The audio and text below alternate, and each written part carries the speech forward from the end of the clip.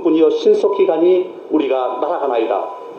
이처럼 70년 많이 살면 80년 살다 가는데 사람이 여러분 죽어서 없어져 버리는 것이라면 얼마나 좋겠습니까? 하나님은 분명히 죽은 뒤에 심판이 있겠다고 말씀을 하고 있는 것입니다. 여러분, 최후의 심판의 광경을 상상을 해본 적이 있습니까? 요한계시록 20장 13절을 보면은 각 사람이 자기의 행위대로 심판을 받고 있습니다. 자기가 살았을 때 그 행한 대로 심판을 받겠다는 것입니다. 숨어 계시던 하나님이 최후의 심판 때 비로소 그 모습을 나타내시며 나타나는 것입니다. 그리고 그 앞에 수백 줄로 서서 한 명씩 심판을 받습니다. 심판의 결과가 여러분 궁금하지 않습니까? 시편 1편 5절을 보니까 그러므로 악인이 심판을 견디지 못하며 그랬어요. 심판이 얼마나 가혹한지 악인이 그 심판을 견디지 못한다는 것입니다. 여러분, 이런 이야기가 거짓말로 들립니까? 꾸며낸 이야기처럼 들립니까? 하나님은 시편 50편 21절에서 이렇게 말씀합니다. 이 일을 행하여도 내가 잠잠하였더니 내가 나를 너와 같은 줄로 생각하였도다. 그러나 내가 너를 책망하여 내 죄를 내 목전에 차례로 베풀리라. 그렇게 말씀을 하고 있습니다. 하나님께서 여러분 성경에 약속하신 모든 약속이 다 이루어졌어요. 이제 남은 것은 예수님의 재림과 마지막 심판만 남았습니다. 이 두 가지 약속도 얼마 있지 않아요 반드시 이루어질 것입니다. 사랑하는 여러분, 아직 용서받지 못한 죄가 남아있습니까? 오늘 해결하고 돌아가십시오. 그래야 편안히 잠자리에 들 수 있지 않겠습니까? 천둥 번개가 치면은 몸서리를 치는 사람들이 많습니다. 천둥 번개를 무서워하는 사람들이 많아요. 그러나 천둥 번개는 이 마지막 심판에 비하면 정말 세 발의 피밖에 안 될 것입니다.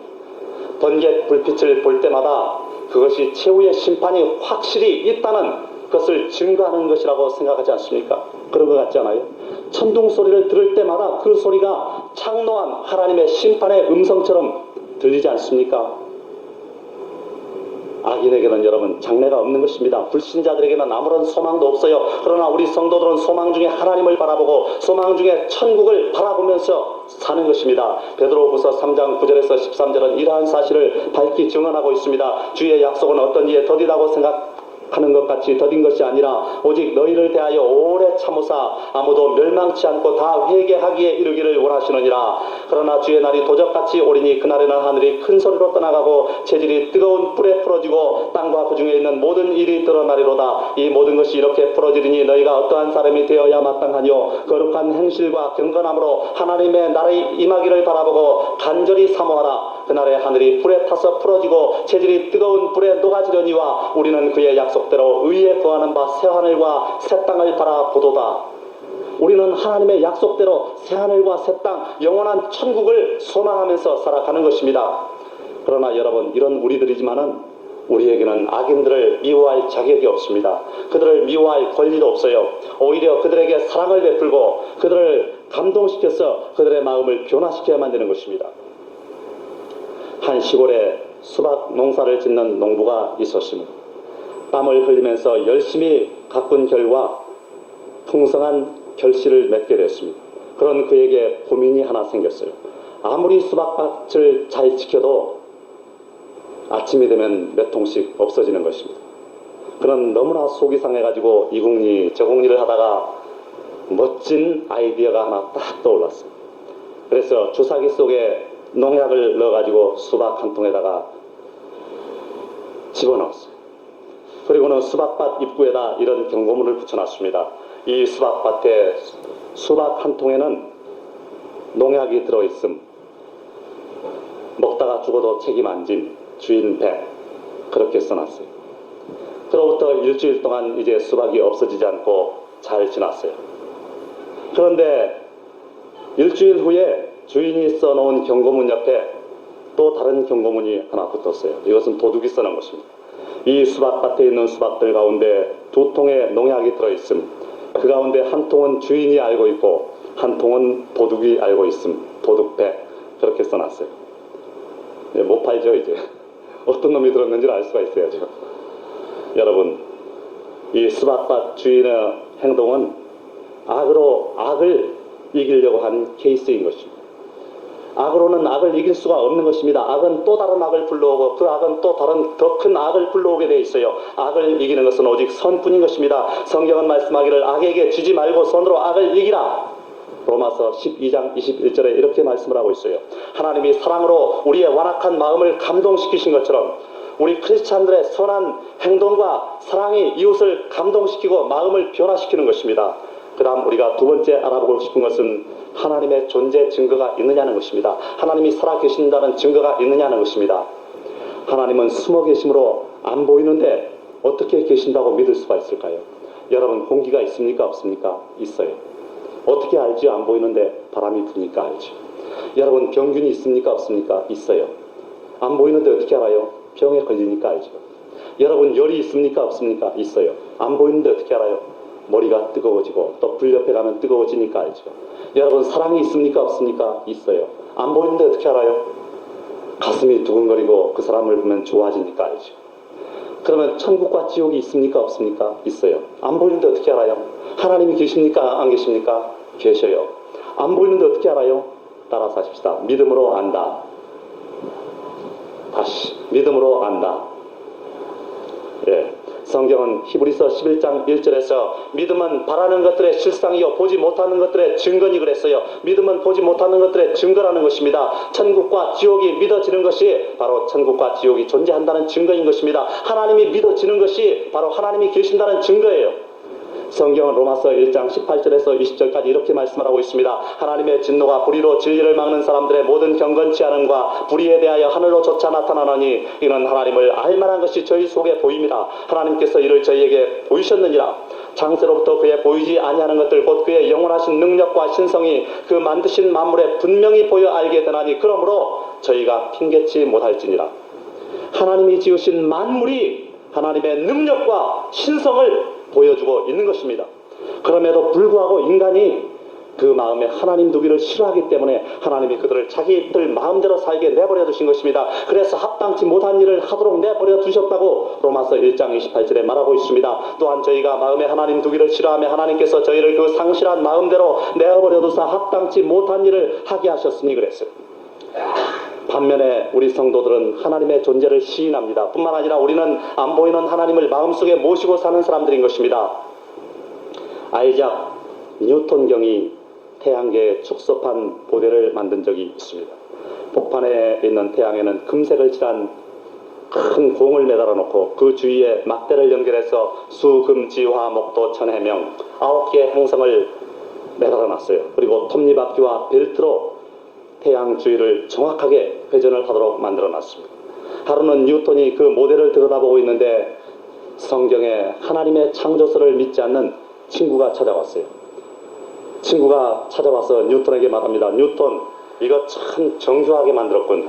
이건 누가 만들었어? 뉴턴이 대답합니다.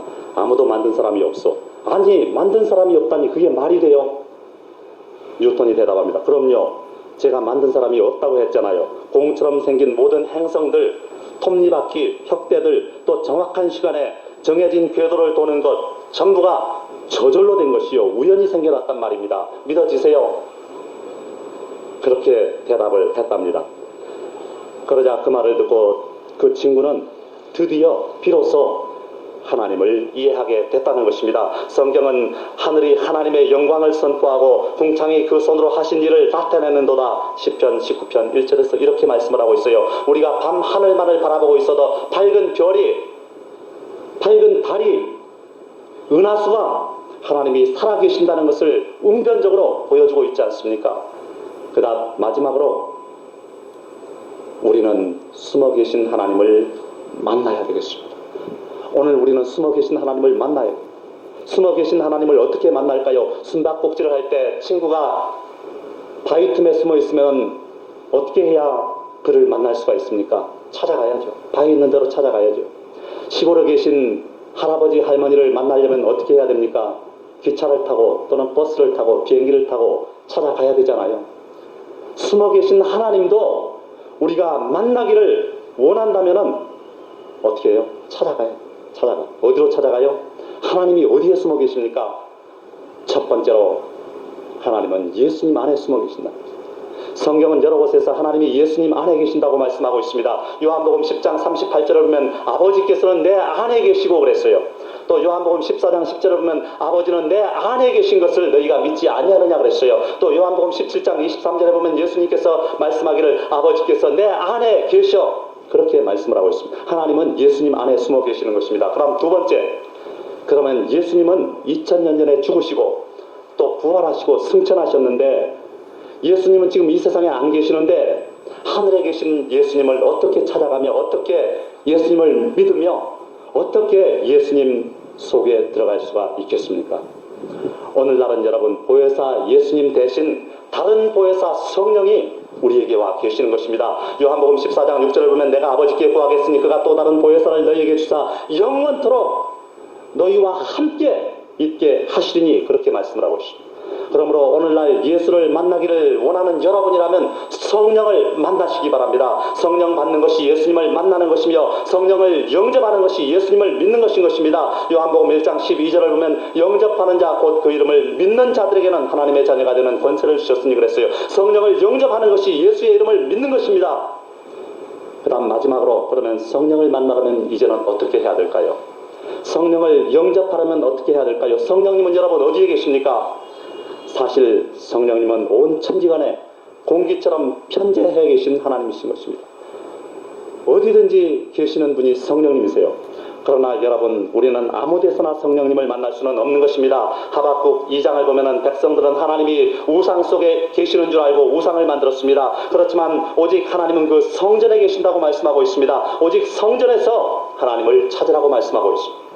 그럼 오늘날 성령 하나님을 우리는 어디 가서 찾아야 될까요? 이것이 오늘의 키포인트인 것입니다. 오늘 여러분 주보에 기록된 것을 한번 보십시다. 저녁 찬양 예배 순서 제일 밑에 보면은 참 좋은 글이 여기 써져 있어요. 제가 한번 읽어드리겠습니다. 말씀과 성령은 불가분의 관계를 가지고 있다.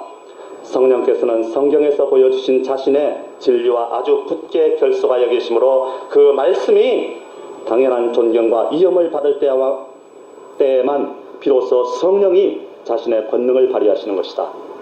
어렵죠? 다시 한번 읽어드립니다.